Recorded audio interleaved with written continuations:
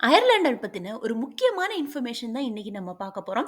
வீடியோக்குள்ள போறதுக்கு முன்னாடி என்னோட சேனல சப்ஸ்கிரைப் பண்ண மறந்துறாதீங்க. லைக் பண்ணுங்க, கமெண்ட் பண்ணுங்க.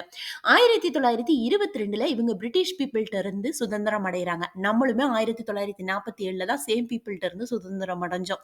அது மட்டும் இல்லாம இவங்க சுதந்திரம் அடைஞ்சதுக்கு அப்புறமா தனி நாடா பிரிஞ்சு போறாங்க. இவங்க கிட்ட இருந்து தனி நாடா நார்தர்ன் அயர்லாந்து அப்படிங்கிற ஒரு பார்ட் வந்து பிரிட்டிஷ் பீப்பிளோடயே சேர்ந்து போயிடுறாங்க. நம்ம கிட்ட இருந்து பாகிஸ்தான் பிரிஞ்சு போன மாதிரி. இன்னொரு விஷயம் என்ன அப்படின்னு பார்த்தீங்கன்னா, டப்ளின் அப்படிங்கிறது அயர்லாண்டோட கேப்பிட்டல். இது எல்லாருக்குமே தெரியும். இதோட பெரிய அடையாளம் என்ன அப்படின்னு சொல்லி பார்த்தீங்கன்னா, ஓ'கன்னல் ஸ்ட்ரீட்ல இருக்கக்கூடிய இந்த மெட்டல் ஸ்பியர் தாங்க. இது வந்து மொனுமெண்ட் ஆஃப் லைட் அப்படின்னு சொல்லுவாங்க. 4 பெரிய ரோடு வந்து இந்த ஸ்டீல் ஃபியர்ல இருந்து பிரிஞ்சு போறத நம்ம பார்க்க முடியும்.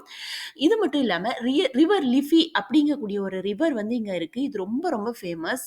இதுக்கு கொஞ்சம் தூரம் தள்ளி போனா ட்ரினிட்டி அப்படிங்கக்கூடிய ஒரு ஃபெமிலியரான காலேஜ் வந்து இங்க வந்து அமைஞ்சிருக்கு. நெறைய ஐடி கம்பெனிஸும் இந்த டப்ளின் அப்படிங்கிற மாதிரி ஏரியால இருக்கு.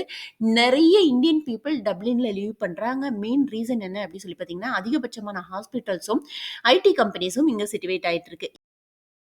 இப்ப நீங்க பார்த்துட்டு இருக்கிற போர்ட்டல் மூலமா வேற ஒரு கண்ட்ரில என்ன நடக்குங்கிற விஷயத்த நம்ம பார்க்க முடியும். அந்த ரோட் சைடு என்ன பீப்பிள் பண்ணிட்டு இருக்காங்க, அந்த ஸ்ட்ரீட் சைடு என்ன ஹேப்பனிங் ஆயிட்டு இருக்குங்கிறது நம்மளால பார்க்க முடியும்.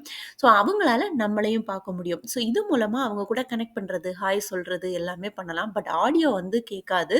வீடியோ வந்து நமக்கு பார்க்க முடியும். தேங்க்ஸ் ஃபார் வாட்சிங். மறக்காம சேனல சப்ஸ்கிரைப் பண்ணிடுங்க.